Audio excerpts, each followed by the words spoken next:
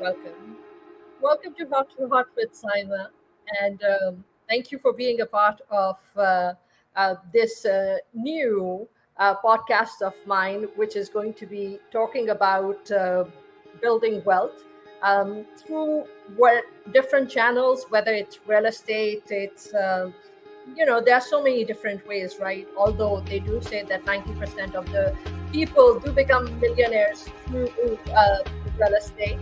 So I'm going to bring my guest on, and we have Cherif right here. And Cherif is, I feel that actually I met Cherif recently when I was visiting Puerto Rico, and I got to know Cherif a little bit. He was a speaker over there, and through that and through being at the convention, at the real estate convention, and getting to know him a little bit more. And I feel that with everything, Cherif, that you have achieved, I feel that I literally wanted you to be the first guest. Like I Thank you. messaged you that I wanted you to be the first guest on this podcast of building wealth, because you are a prime example of what a person is able to achieve. I'm an immigrant, you are an immigrant, Yeah. and what you have achieved. And I'm just so absolutely fascinated by people who just create this amazing dynamic. How they scale and they create something so dynamic for themselves. And Yeah. like we were talking before about generational wealth and some different things. So Sharif, I'm actually going to. So Sharif is an investor, a real estate fund manager, and an educator. He started his fund in 2009 and has focused on luxury homes in the San Francisco Bay Area, residential development in Florida, and standalone buildings across the US. He has over 100 million in AUM, and I'm going to let Sharif talk and share more about himself. So, Sharif, give Sure. us an introduction. Thank you so much. I've always loved real estate. But I started in the hotel business when I came in the early '80s. I was in the hotel business. I was working at a hotel in Los Angeles, Century Plaza Hotel. It's a very nice five-star, five-diamond hotel. Movie stars stay there, etc. And I was studying real estate on the side, but I was just so new at it. I was 20 years old. I was really young. And one hotel guest, a billionaire in the name of Edmond Bessari, one day stopped me in the hotel lobby and he said, Cherif, I see you working from 6 a.m. to like 11 at night, midnight. What's going on with you? And I said, oh, I want to grow into general manager position. I'm a management trainee. And they told me if I work hard in 10 years, I'll make it. Well, he said to me, hey, listen, I would love for you to work for me. I've never seen somebody with so much enthusiasm and energy. So you remind me of when I was young. Come and work for me. I knew he was wealthy. I never knew he was that wealthy, but I got scared. I told him, sir, I don't, what will I be doing? He said, I have real estate around the world. I need somebody to go travel and do the transactions on my behalf. I said, I don't even know residential real estate to do commercial. And he grabbed me by the shoulder. He said, Cherif, just say yes. You're at the right place at the right time. And I said, okay, yes. And the rest was history. I worked for him for 8 years, helped him put a lot of deals together. I had to learn a lot in the beginning to really figure it out. I couldn't even understand the terminology. Like he would say escrow or he would say tax increment financing and stuff. So I had to learn as I go, but I was a quick learn. And then I started suggesting transactions for him and make deals, like create deals and tell him. And then 8 years later, I said, Mr. B, sorry, I have to leave. And he said, with my blessings, it took you 8 years to realize you're a free man. Go help other people like I helped you. And the rest was history. So I started doing some deals. I went into hotel business because I liked hotels and I learned so much in hotels. And I started doing real estate on the side. I was in Southern California, and that's very profitable there. and started growing. And people started asking me, what do you do? Can you teach us? So I started telling my other hotel manager partners and friends, and even owners of hotels started getting interested in what I would tell them about not just managing hotels, but the assets themselves, how to increase the value. And then I started just flipping properties, like buying, remodeling, and selling. And more money came, more money came. I made so much money. My biggest problem was paying taxes in California. So I took residence in Puerto Rico because I found out that in the US territory of Puerto Rico, you can reduce taxes.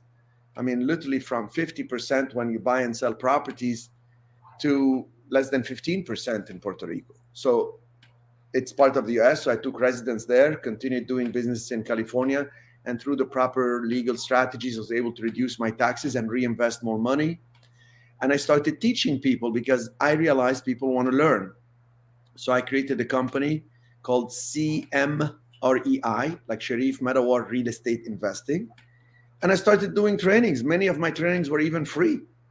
And it just filled up hotel rooms and banquet rooms in San Francisco and Los Angeles, San Diego. And then a big company came and said, we're going to market you because you get such a good reputation. Started training people all around the country. They would market me. And then people said, I want to invest with you. So I set up a real estate fund.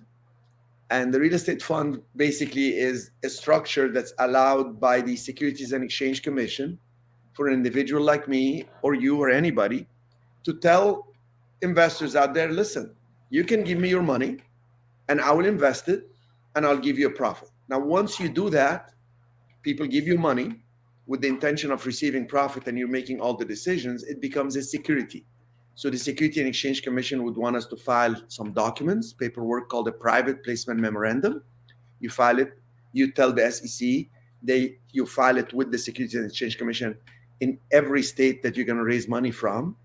And all of a sudden, instead of doing 5, 6 deals that are luxury properties or one commercial deal per year, I could do now 2 or 3 and maybe 10 residential of the luxury properties, do development because more money came in.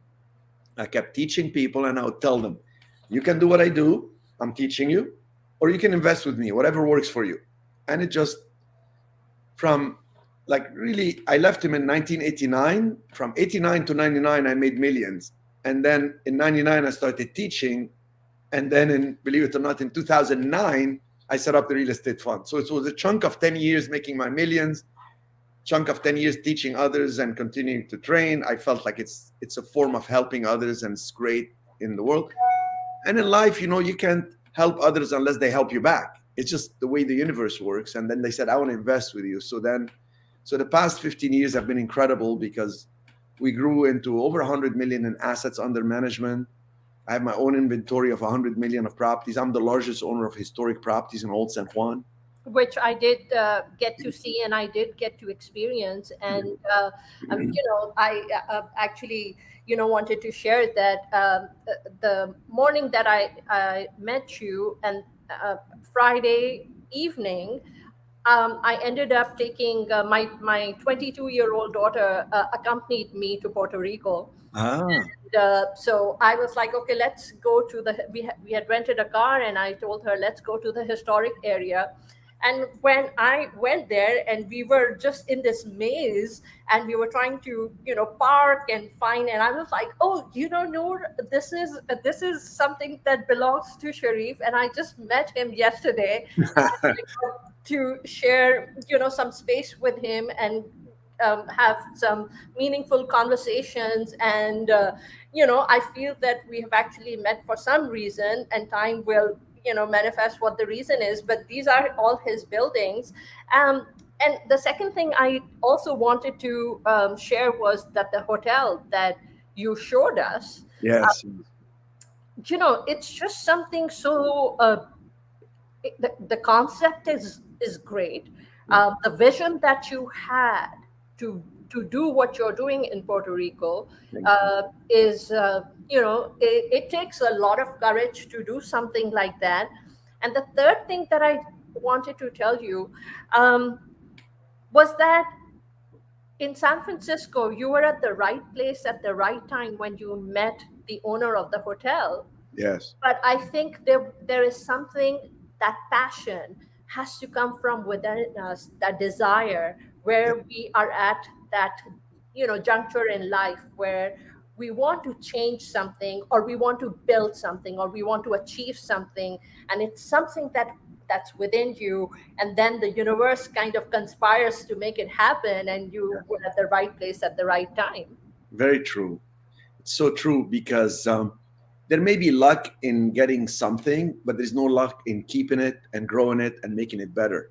So really, uh, there is a price for everything, and if people understand they have to pay the price, and they're willing to commit the time, the effort, the energy, the networking, and the constant learning to improve, then with time you reach the tipping point, which is you're feeling like I'm not improving, but I gotta do some more, I gotta learn some more, I gotta keep making offer, I gotta do this, and then all of a sudden I got the deal. Oh my gosh, I'm making money, I can sell it for more, I got another one, I can now keep this one, I can refinance it. It's like exercising. Those who want to build muscles or look good in 1 week, they're going to get disappointed. You just have to have a regimen for several months to maybe a year or 2 years to start seeing like, wow, I'm really transforming my body, I'm getting better. Same in the world of wealth and health.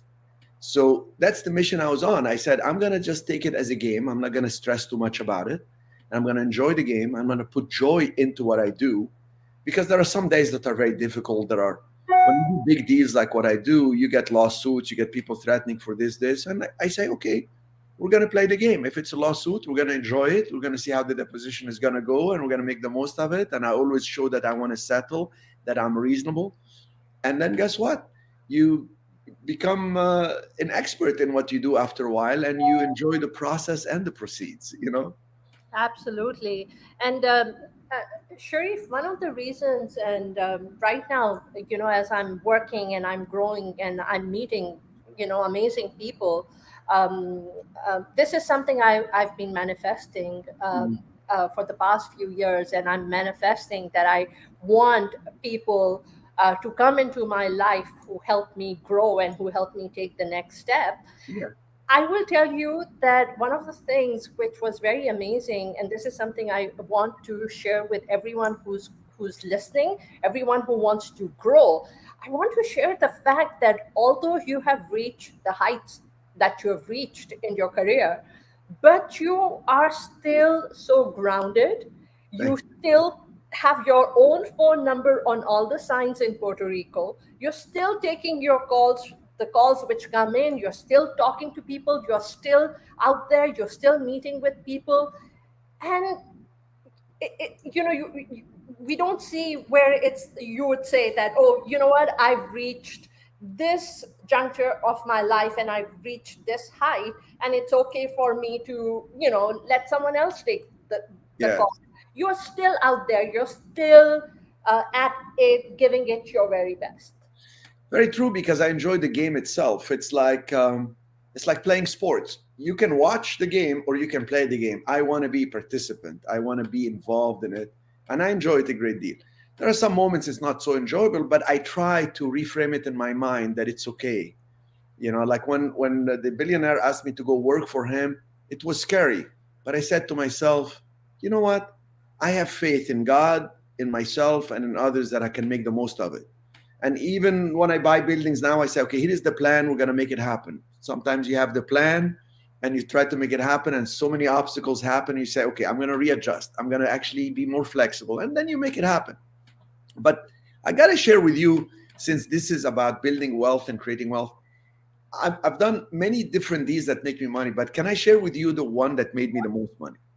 So I realized at a certain point in my career as I was buying and selling that when I got into commercial real estate, which is a bigger game and more enjoyable, that if I find a single tenant building, those standalone buildings, the buildings that are like a Starbucks or a Jack in the Box or something, and if it's sitting vacant, when I make an offer, I can get a very good deal. So what I did was I said to myself, so why is it they want 800,000, but I can offer 600,000. They'll say, okay, just close in 90 days or something. I said, because it's sitting vacant. There is no income. So when I put it under contract, I would have automatically 45 days for due diligence and another 15 days to close. And what I did during those 45 days is just I sat down and I started smiling and dialing, calling the national tenants that actually want to occupy these locations. So you call it Burger King, a Starbucks, Jack in the Box, and it's endless. There is thousands of these tenants. Actually, I compiled a list of over 4,500 national tenants that seek growth constantly. And all I needed when I would call them, I'd say, hi, this is Cherif Medawar. I'm calling you because I have a property at 123 El Camino Real. It's a standalone building, approximately 2,000 square feet. It's two-way traffic. There is 30,000 cars a day. Neighboring tenants are McDonald's on one side, Starbucks on the other. If you're interested, call me. I'll send you an email. Also, subject line, let's say downtown Los Angeles, or subject line Miami, Florida, or Key West, or whatever it is. And all I needed was one tenant to call me back. And when one tenant would call back, they would say, oh, I looked at the address, I looked at everything online, and this is very interesting. How much do you want? And let's say I quote them, I want 8,500 a month or 8,300 a month. So it's like 100,000 rent per year. They would see a video of the place. They will have somebody come and take a look. Then they sign a lease for 10 to 15 years. Now the property is still under contract, and they sign a letter of intent. When you have a tenant coming into a property like this for 10 to 15 years, these are corporate tenants. They give you a corporate guarantee that they will pay the rent. They give you escalation every year, increase 3%. They pay the triple net. That means they pay the property tax, insurance, maintenance. So the property value on 100,000 lease goes to 6%. That means it goes to 1.6 million. So I was getting properties at 600, 700,000 under contract, would bring these big tenants, and the property values would double, if not double plus. So then what I would do is I'll place the tenant and then turn around and sell the property. And being based in Puerto Rico, I could actually not pay 50% gain because it's short-term gain. I would be able to, because my headquarters was in Puerto Rico and truly the business was initiated from Puerto Rico, I was able to reduce my taxes from 50% to less than 15%. So that accelerated my personal wealth from like 10 million to tens of millions of dollars in a very short period of time. And that's how I acquired more commercial buildings. And I put downstairs these national tenants like you've seen in Puerto Rico, and upstairs I did Airbnb and residential. So it's been an incredible journey. And actually, I started even teaching people and creating joint venture for people to join me all throughout the US. I mean, I only limit it to like 2-3 people per city. But I would say to people like somebody in Seattle, I would say something like, you can locate this type of property. I give them a formal training, how to identify these buildings, how to understand the traffic, the neighboring tenants, how to talk to the brokers, because brokers don't have time to waste.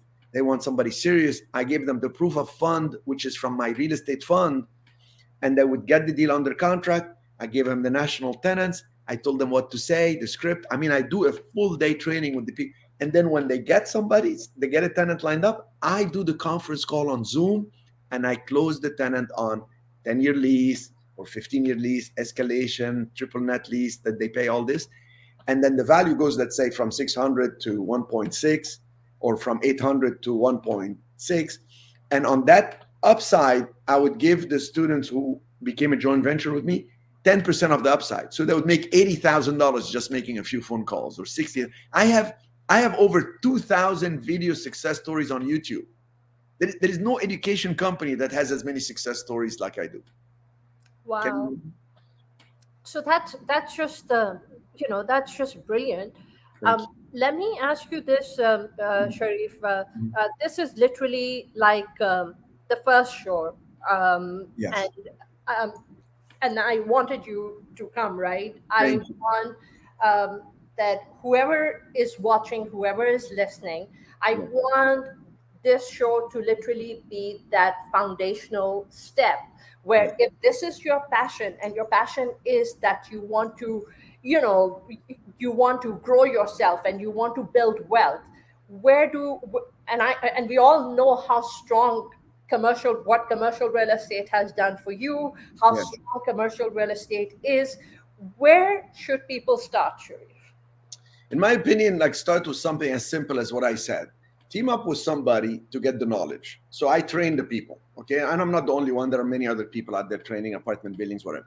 So first you got to get the knowledge because it improves your judgment. Which property to choose? What do I need to look for? Number two, you got to take action. I can give you all the knowledge in the world. I do formal trainings. People can look it up all over the place. But without taking action for what you learned, you're not going to get anywhere, because it's the application of knowledge and the correction of your application and improvement that get you to the next level.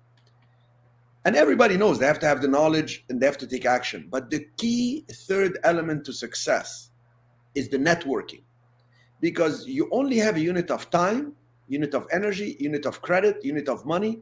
But once you network with good people and take your game to another level by exchanging values, like people tell me, okay, Cherif, I'd like to network with you. My first question in my head is, what does this person have to offer?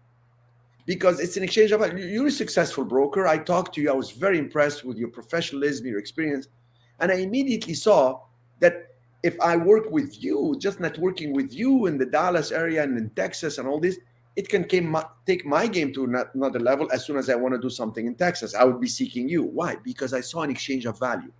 I have a real estate fund. I have money parked. You have deals. You know how to analyze the deal. You know how to bring them. And a lot of people don't have anything to exchange to get something back. So that's why I started thinking, how can I have people exchange something with me so I can help them and they can help me? It's a two-way street in life. Yeah. And that's when I created programs like, I'm going to teach you how to find these buildings that I want, because I'm not in Kansas. I'm not in New York.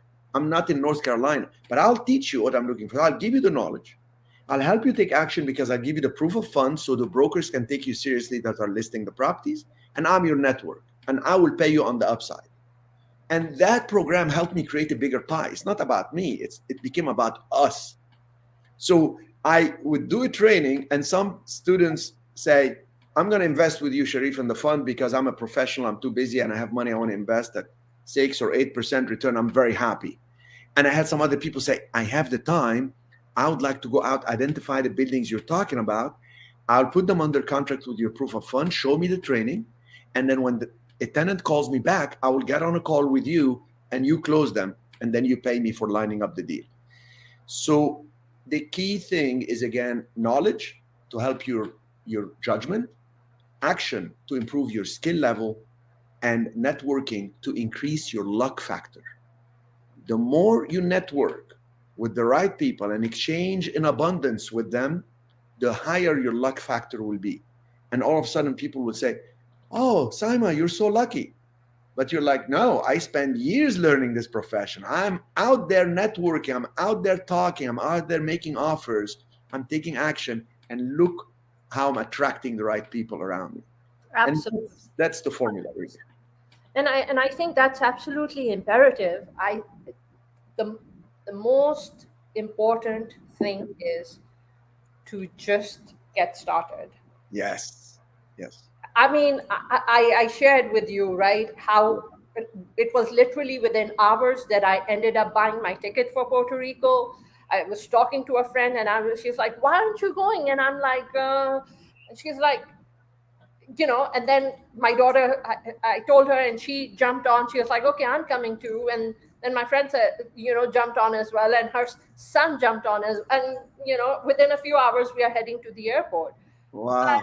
The power of just networking, the power of doing, just trying, because once you start trying, then automatically the right people start coming in front of you, the right opportunities start opening in front of you.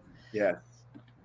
So Cherif, on that note, what challenges do you feel people need to be prepared for when they become real estate investors, or they take that first initiative where they say, okay, you know what, we want to start building wealth? Well, the first challenge is going to be that other people may not take them seriously. So they would call a broker or they'd call a seller, and the seller will not take them seriously. Like, have you done deals like this before? Do you have proof of funds? What are you trying to accomplish with this building? Why should I talk to you? I have some other offer. So they get intimidated and they get scared. So you find these people that want to start. So what they end up doing is they take one training, then another training, then a license, then another training, and they can't get from the knowledge to the action because they're so scared and they're so intimidated. This is like trying to speak a new language. So I tried to learn Spanish, and it was hard for me to learn Spanish. But when I said, you know what, I'm going to embarrass myself, I'm going to start talking, and people have to correct me, I'll ask them, did I say it right? What does this say? What does this mean? I'm going to improve. So you almost have to accept a certain degree of vulnerability out there, accept that you're going to actually fail a little bit on your way to success. And if you approach success and failure with the same level of enthusiasm, and you know how to assess risk, you will make it, because it's just a matter of continued effort until you reach that critical mass of incremental gain. And you say, I just did the deal. I understand. I know what I'm doing, and I can actually teach it. I started teaching because I realized when I teach, I know better because I owe my students the right answers. So 25 years ago when I started teaching and people would ask a question, I say, I don't know, but I'll give you the answer after lunchtime. And at lunch, I would call attorneys and pay $500 an hour. And it's like lunchtime and I'm eating a sandwich while I'm asking them the right formula. And then I became a true expert to a point where I set up a real estate fund. And now I deal with the SEC. I help people set up their own real estate funds. I tell people, you're successful, you've done a couple of these that make money. You want to scale the game now? Because you will never have enough capital. Let me show you how to set up your own real estate fund. We give it to them turnkey. Like literally, I talk to them. We get a call with my in-house attorneys, because now I have in-house attorneys, CPAs, accountants. We have a full team. I mean, my payroll is $1 million a year. But the thing is, I get them, I set up a real estate fund for them so they can take their game to another level. Sometimes people need somebody like the billionaire, what he did with me. He tapped me on the shoulder and said, Cherif, why don't you come and do this with me? I'm like, I didn't know I could do that. I thought I could be general manager. That's like the best thing in the world. I would walk around telling everybody I'm the general manager of the Hilton Hotel. And then this guy said to me, come and let me show you real estate. I need help. And then you can do it on your own. Millions, I can make millions. I thought that having a salary and a bonus will be the result of it. So I am trying to tap people on the shoulder and tell them, you have more potential than you have been led to believe. You can do more. Yes, there is a hard work. Yes, there is intimidation, but you can do it. It's always hard in the beginning. Something so amazing. You said something. You said to treat success and failure the same way, and I think that right there is such a aha moment for me, because it's like, oh, okay, so treating it with the same, because and it's okay, right? I mean, there are so many times that I mean, doing commercial real estate, Sharif, I'm working on certain transactions, and there are times when something is being said, and I will literally have my computer in front of me and I'll go on Google and I will Google the words which are being used, because I'm like, I don't really know. And I'll Google it. Or I'll tell people that, you know what, I don't really know, but I'm working with some amazing people. And you know what, I'm going to give it my best shot. And that's what it is. It's okay to show that you don't know. Exactly. And to your point, success doesn't happen overnight. Success, what I try to tell people is the actual incremental improvement that you validate for yourself. Like, wow, I learned this now. Wow, they took my call. I just toured this building. I see the potential. I now talk to the bank. The bank told me this. I found another way. So these incremental improvement that you validate for yourself get you to reach a momentum, and that compounds on itself.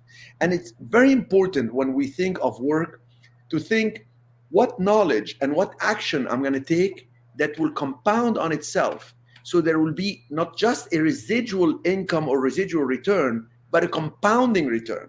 So I buy the building, I get a loan. Over time, the debt gets paid down, the building increases, the rent increases, the building improves, and there is this amazing compounding effect. So there is inflation. Guess what? I borrowed 1 million. I'm paying it down over time. The renter is paying it down. And as it's getting paid down, in amount, it's also devaluing because the dollar is devaluing over time due to inflation. So I have an increase. If I have replacement cost alone to build that building again cost more because lumber more, cost more, labor cost more. So once you get into this understanding of what is the residual return of my work and the compounding effect, time becomes your friend. Otherwise, in life, time is your biggest enemy. In the physical universe, you have four enemies: time, energy, distance, and matter, which is like money. Okay? This is the physical universe. It's called matter, energy, time, and space. But in the spiritual universe, it's all about creation. So if you don't stop creating, like I'm going to go meet these people, we're going to create a relationship, we're going to see if we can take this land like I'm doing in Florida now, and we're going to develop these residential homes, cookie cutters, that is actually with the same two contractors, so we have a backup plan. Now I'm creating something new. And I'm getting them involved in the profits, and I'm getting them to work harder and smarter. And the whole team improves because it's not about me. I cannot choose the right land east of Sarasota where we're doing the work. But they're on site and they know exactly what to look for and what to avoid because they're going to get a benefit from the net profit. And when you create these right incentives and you understand that the physical universe is against you and time is going to be your biggest enemy, you're able to work on that compounding effect. We're doing 10 developments now in Florida, and we're going to scale it next year to 50 developments. I was just on a call with the team that's there, and they're so ready to scale. So you see, it compounded on itself. They all are ready for it because they created a system. And I just kind of like the maestro. I didn't play any instruments. They are playing the music. One guy is on the violin, one guy is on the piano, one the guy's. And that's how we do it. One chooses the land, one does this, and the pieces get put together. Because I see businesses, like any business, they all talk about lead generation, lead generation, lead generation. So I'm going to generate the leads. I'm going to bring the new business. And I ask them, who's handling all that business? Oh, my husband and I, or my kids and I, or I have a couple people. How about match your lead generation volume with a team in-house? So now you're truly able to grow to the next level. So sometimes people miss some basic things because they try to cut expenses instead of really growing the business in a way that will push them to the next level. Like creating a fund. In the beginning, I said, why do I need to go raise capital, raise money to put? I'm already doing 5-6 deals here. I'm making millions. I don't need that headache. But then the student said, but I'm willing to give you the money. I've been watching you for a year. I love what you do, but I'm a professional. I'm a software engineer. I'm in, Silicon Valley. So I said, okay, I'm going to just take 5 million from investors, set up the fund. We raised millions upon millions. And all I did was the same of what I do on a bigger scale. So you put yourself in the right place. Not only do you do things as you push, but you get pulled in the right direction. And then you buy buildings and you get the right loans, and then the buildings keep increasing in value. That keeps decreasing. So you get wealthy, wealthier, wealthiest. And like you said, the hardest is to start. The second hardest is to keep going. And the third hardest, believe it or not, is to stop. Because you can't stop. The game is on. How can you stop? Yeah, because you know, I think at that point it's no longer about the money. Yes. It's about the game. About the game. And I think that is something that people have to learn, that it's a game. Yes. And you got to learn how to play it. Well said. And when you perceive it as a game and there is a problem, you're not inside the problem. Now you're looking at the problem from the outside, and you're able to become your own best advisor, as if the problem that I'm experiencing is a problem for a friend of mine. What would I tell my friend to help her or help him? What would be the best? That's what I tell myself. And suddenly you're not inside the problem, you're outside, because you are playing the game. The game is not playing you. And that's a big difference in my positioning in life and what I think about. There are constant challenges. I'll give you one if you don't mind.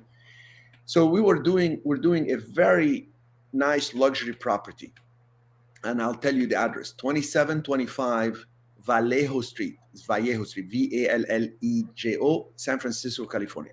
That property is on Billionaires Row. Right next door is John Paul Getty Trust. They own 3 properties. Across the street is Larry Ellison, the owner, the fifth wealthiest guy in the world. Next block is Nancy Pelosi. The property, we were supposed to, I got it at 10.5 million. People can Google it and see. My fund is called Mixif, and I have another fund, SFI fund. Okay, so I got it for 10.5 million. I'm supposed to spend 6 million in it. So it's going to cost total 16.5, 17 million. But it should sell easy around 25 to 30 million. Easy. That's one residential home. The bank calls me up just a couple months ago and says, you know, we are not too comfortable with the city of San Francisco, even though you're in the top area and there is constant demand and scarce inventory. We're not going to give you the loan for 6 million for construction. We're going to give you just $3 million for construction. I mean, that's a shocker, because now I have to come up with 3 million cash that I wasn't counting on, and we have other transactions going on. But I believe in something. I believe in something called cash reserves. So I always have extra cash reserves. So I had to readjust my plans as I was selling a couple other properties. And I said, okay, I'm going to use my cash reserves now for the first 3 million I need to use. I am going to sell these 2 properties in the next 3-4 months. By the time that cash reserve is exhausted, I'll have the money coming from the 2 properties. I'm going to make it happen. So you constantly have to be prepared for what I call a backup plan. So I'm going to give you the 6 things that I look for as a fund manager, because when you run other people's money, including your own and your family's money, you have to be very sharp. There is no room for mistakes. So number 1, I look for safety. The safety of the asset. Is this property good for me to buy in this location, at this condition, at this price? Safety first. Return off capital is more important than return on capital. Next thing, I look for cash flow or cash out. When I sell it, will it cash out more? If I keep it, will it cash flow positively? Great. So safety, cash flow. Then I look for liquidity. If I need to borrow against it, if I need to sell it, will it sell? Number 4, I look for cash reserves. How much in cash reserve I need to keep to be on the safe side? So safety, cash flow, liquidity, cash reserves. And then number 5 is diversification. Is all my money in this property, or do I have another one in another location? I have another one that I'm actually holding. This one I'm fixing and selling. This one I'm developing. So I need the diversification. It will save you from a dark day. It will save you from bad surprises. And number 6, what's the backup plan? If I can't sell it through a broker, can I maybe sell it through the broker and carry the financing? If nobody want to give them a loan, can I sustain the existing loan and do a deal with them on a wraparound or a lease option? So this backup plan, as in plan B and plan C, can come in so helpful. And I thought of that when one time one of the national securities was talking about the president of the United States, and they said, he's going to be speaking in this room, so we're looking for the backup plans. And the interviewer asked, what do you mean? And the national security people said, well, he's supposed to exit from this room in the back right here. But if there is a fire or there is somebody standing there with a machine gun, we have to have plan B and plan C. Plan B will be like we have to drill something for him to drop him underground immediately and go with the limousine out. And plan C will be to go from the other side here. So we're going to create a door. And I started thinking, this is same as real estate. I got to have plan B, plan C, plan D. And some people say, no, you have to have plan A and you go for it full force. Not realistic, because stuff will happen. Market changes. Look what happened the last 15 months, Yeah. Sorry, I talk a lot. I get very excited about sharing this. No, that's perfectly fine, because I think we become storytellers, and which sometimes I do too, and I do. Sometimes I realize I might be the only one talking because I've become a storyteller. But I think it's all good, because I'm thoroughly enjoying listening to you and learning from you. And I think that is primarily the purpose of the podcast, is to as I grow, I help others, whoever is willing to join the bandwagon, to get on and Exactly. create synergy, and we build together. So whoever wants to jump on and learn, hey, let's do it together. Exactly. So, Sharif, tell me, for people, so about the tax benefits. Mhm. um, you are in that income bracket where how are you working, uh, how are you strategizing your taxes, and what are you doing when it comes to those high taxes? So I'll give you two scenarios. If I kept residence in California, for example, I would have to buy certain commercial buildings that I can do depreciation and I can do accelerated depreciations to get the maximum tax benefits. But then at the end of the day, when you sell the property, you will have to do 1031 exchange. That means you'll have to roll it over to another building. You can't really just sell and cash out because then you'll actually pay more taxes because you depreciated the building. So your cost basis, you bought it at the, let's say 5 million and you keep writing it off. It just looks like your cost basis keeps going down. So you sell it for 10, they say you don't have just from 5 to 10 million profit. You got like $8 million profit because you reduced the cost as you took write-offs. I don't want to complicate it too much, but it's a formula that keeps you staying, buying buildings. Some people want to cash out. The better formula is to take residence in the US territory of Puerto Rico. This is part of the United States. There is something called Act 60, which helps people take residence in Puerto Rico. It was created because the economy was not doing so well in Puerto Rico. And they said if wealthy people go there and apply, do an application called Act 60, they can actually become residents there. Actually, my in-house attorney, we have helped some people. If anybody's interested, we can help them through you. You let me know. But we help them fill out an application, applying to stay in Puerto Rico as residents. And then they can actually, once they take residence there, they can start doing business, well, continue doing business in the US, but they can route everything through Puerto Rico, through the right structures. By, let's say they have a building, they can create a management company from Puerto Rico to manage the building. So they can route some money there. And the money that goes into Puerto Rico, it's taxed at 4% only when it's business. And if it's personal, let's say the company paid 4% and it's paying them a dividend, it's tax-free. So it's the only place in the United States where an individual can reduce their taxes to as little as 4% or no tax whatsoever, provided they set up things correctly. There have been so many wealthy people going there. It has transformed the island. It's growing like crazy. A lot of people don't know about these tax incentives. And it's not for everybody. They have to be willing to relocate. And by IRS rules, to relocate to Puerto Rico, take residence, and be able to qualify for these tax benefits, you have to spend 183 days on the island. You have to have social connections more on the island than in the US. You have to have your primary residence in Puerto Rico, not in the US. If you have a property in the US, I have several properties all over, so they're considered second home, third home, etc. But my main residence is in Puerto Rico. And Cherif, so is that just for you, or does it have to be for your whole family, or just you and everything? The companies are in your name, so you direct the money through your company in Puerto Rico. So if you're single, then it's just for you. If you have a spouse, then it's the husband and wife going there, or the couple going there and taking residence there. They will not like it if somebody says, well, I am there, but my wife is still in Florida or in New York. They're going to say, no, you have not really moved. So they even added to the law that within the first 2 years, you should buy a residence there. It has to be purchased on the island. So, but your kids don't have to move, etc. It's husband and wife that have to move and relocate and take residence, get a driver's license, and really immerse themselves. And there are so many people that relocated. It's a very nice community, as you've seen. I mean, when we did the event, I came up to speak. I spoke for just a little while, and you could see the energy, the people excited about moving there. It's beautiful. You have beaches, you have very nice people, you have good medical services. The island is actually quite impressive, and I've been there for quite a few years, and I see it improve, constantly improve.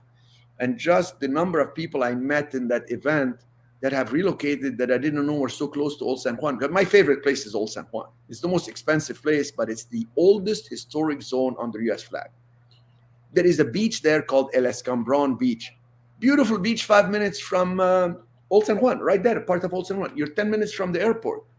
You have so many restaurants in walking distance. All the cruise ships arrive in Old San Juan, so you have high energy. I can't imagine living anywhere else on the island. There are some nice places like Dorado Beach, but those homes are $30 million beachfront. I don't need a $30 million home. I live in a building where downstairs there is Sunglass Hut, paying me a lot of money, and I have the apartment upstairs, so I literally live free in a beautiful historic building. Next door to me, connecting, is my office with my attorneys and accountants and everybody.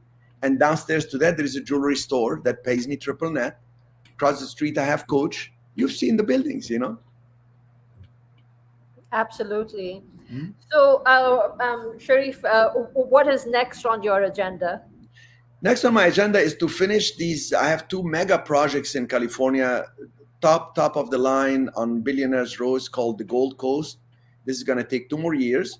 Also, continue growing my real estate fund and developing two hotel deals in Old San Juan, because the tourism offered 40% tax credit.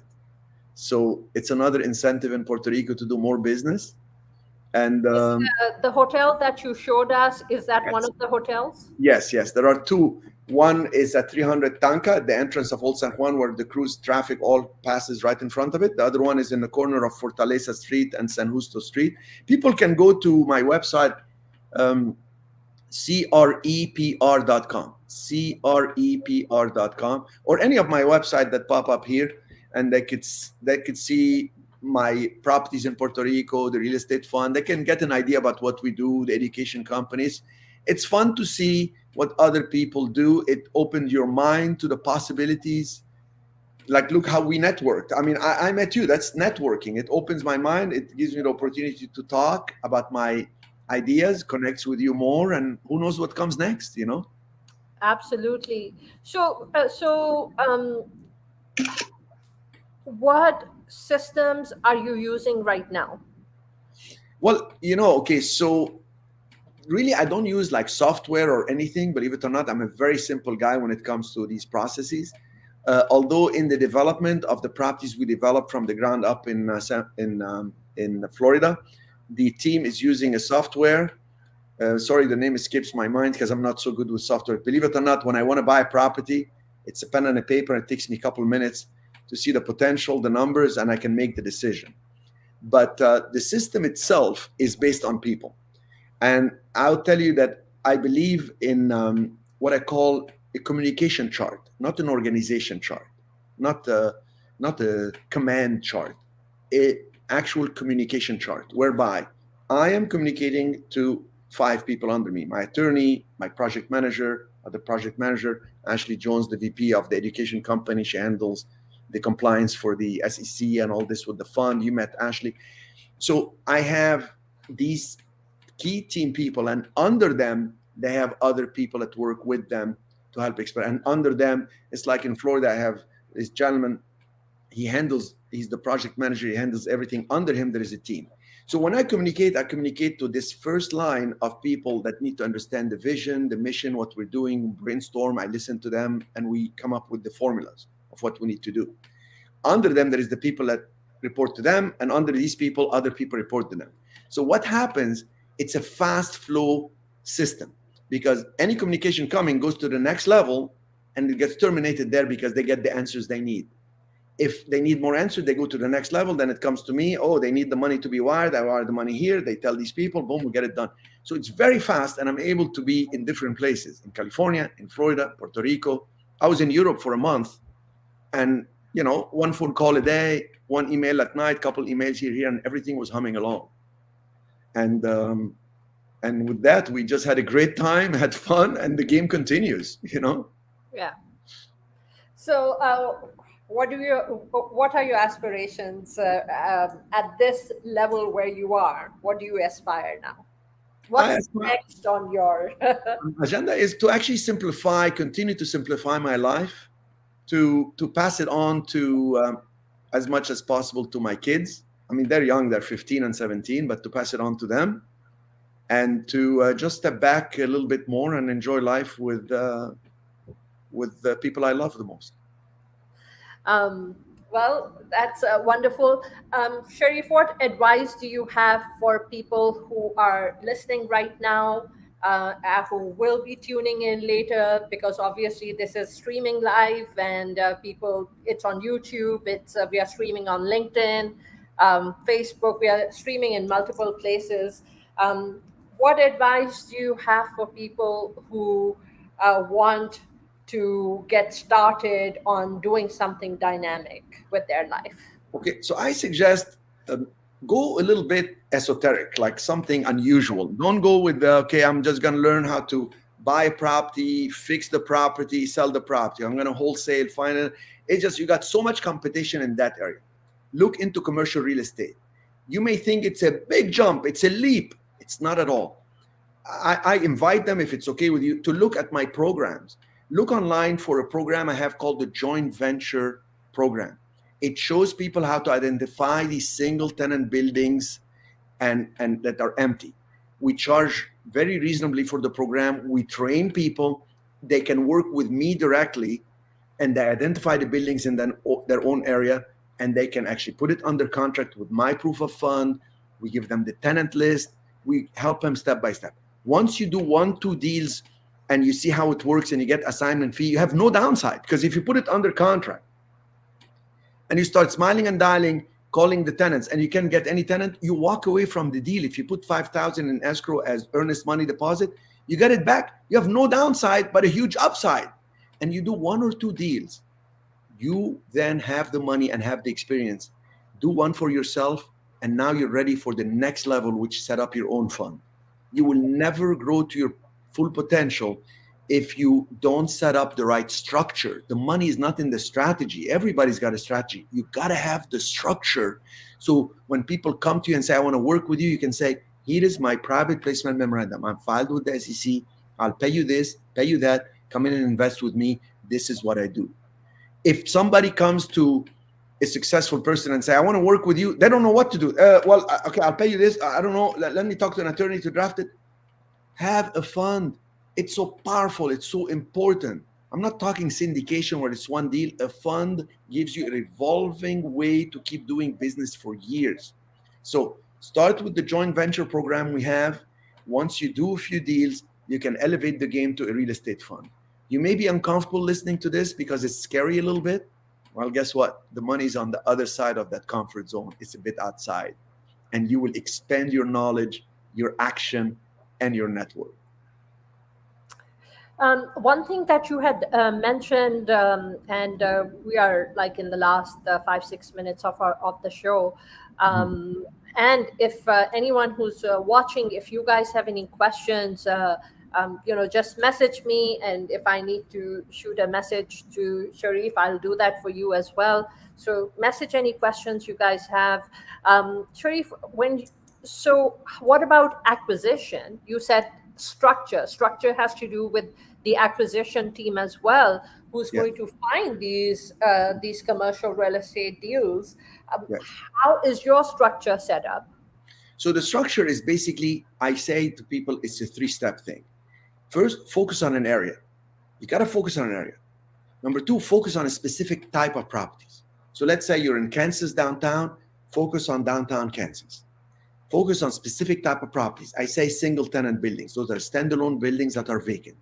Number 3, understand the values. Once you focus on an area and focus on a specific type of properties, you will understand the values. You're going to say, this one is vacant and it just rented for $5,000 a month. This one is also vacant and it's same size. It's going to rent at $5,000 a month. Now you understand the values. Oh, this one was making $60,000 a year with Jack in the Box and it sold at $1 million. Oh, that means they paid $1 million for $60,000 a year. $60,000 a year rent. That's 6% cap, like capital return. Oh, so if this one is making, let's say, $6,000, it's going to sell for $100,000. You see, it's the formula. This one making $600,000 is going to sell for $10 million. And you start understanding the values. And if you're in residential, beautiful, no problem. Focus on an area, so many mile radius. Focus on specific type. Let's say it's 3-bedroom, 2-bathroom, and understand the values. Oh, 3-bedroom, 2 bathrooms that are 1,932 square feet, approximately that, they're selling at $550. Oh, This guy wants to sell at 450, but it's the same size. That's a good deal. You will go from being scared to do a transaction to you are just trembling at night. You can't wait for the morning to go make the offer. You go and ask him, why do you want to sell? Well, my daughter just moving. I don't want to move with her. We made a lot of money here. We bought it at 200 2 years ago and whatever. And now you know you're getting a good deal and you're able to move forward. So the acquisition is important, but it only comes after understanding the value, because any investing starts with the assessment of risk. Any relationship starts with the assessment of what can go wrong. You see? And if you handle that and understand the positive, the negative, you're able to see the value if you're going to add value, or if it already has the value, you're getting it below value. Not below price, but below value. The price is X. What is the value? I bought buildings. I bought a building, for example, 1.5 million. The guy was happy to sell it to me. I separated the building and sold the upstairs alone at $1 million. Downstairs is worth 2 million because I brought in a big tenant. So it's just unbelievable, that understanding the value, where the other guy did not see that. He just saw as a residential home, he didn't want to fix upstairs, and commercially he was renting to a small tenant who was leaving. So he said, well, take the building as is. The people are leaving in 2 months. Okay, let them go. I started calling big tenants. Big tenants got interested. I separated the deed between the upstairs, downstairs, sold the upstairs for a lot of money, and then made downstairs perform better, and the value went up. Was able to refinance. I got paid to own a building, and I did it again and again. I didn't become so wealthy in Old San Juan buying 30 some building, being like owning literally streets where the cruise ships arrive, people walk up in front of all my buildings. It wasn't luck. It was a very clear method to do it, and I had the structure to do it. I had the team to do it, and we were very focused on the area, understanding the values. We had appraisers calling us saying, well, why did you pay so much for this building? Oh, you know why? Because I just split the building. Downstairs is now 2 tenants instead of 1. And we see, you added so much value. You see? So that's how it goes. Well, I think it's equally important to invest, like you said, invest in people like yourself, invest in, people who are out there, who are doing things, who are making things happen, and learn. And that's what it's all about. It's about growth, and it's about learning. Um, my 18-year-old daughter, I was telling her that she's just graduated from high school, and she wants to go to culinary school. And I was telling her that, it's a very hard field to be in. And while you are trying to figure out those details, Uh, why don't you get into flipping homes? So it's a small project. I will help you with it. Go Smart. out there, get involved in that project, fix it, flip it, and learn from just as a learning tool. Go through the process just to learn, Excellent. and and maybe you'll realize how amazing and fascinating the world of real estate is. And And then eventually she will yeah, buy her own building where she can put her own restaurant and do the culinary art and all the great stuff she wants in her own restaurant, and build the name but own the building. Because eventually when you retire, you can yes, sell the business, keep the building producing income for you forever after. And forever is a long time. absolutely. Any final words? Words of wisdom? Well, the idea is I want to wrap up with the most important 3 steps. Gain the knowledge, get that training because it's going to help you make judgment calls. The end goal of knowledge is the accurate prediction of an outcome. That's when you know that you know. Number 2, take action. Don't think everything is going to happen overnight. It's going to be one step at a time, and continue networking.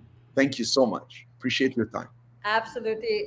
It's a pleasure, Sharif, and I know that we are going to be doing things, working on things together. It was a pleasure having you here, and thank you for being my first guest on Building Thank you. Wealth. I'm honored. Thank you so much. So, friends, thank you all for being here. And I hope you continue to join me on this journey of building wealth, and we all grow together. So, thank you for being a part of my show. And stay safe, stay well, and take care.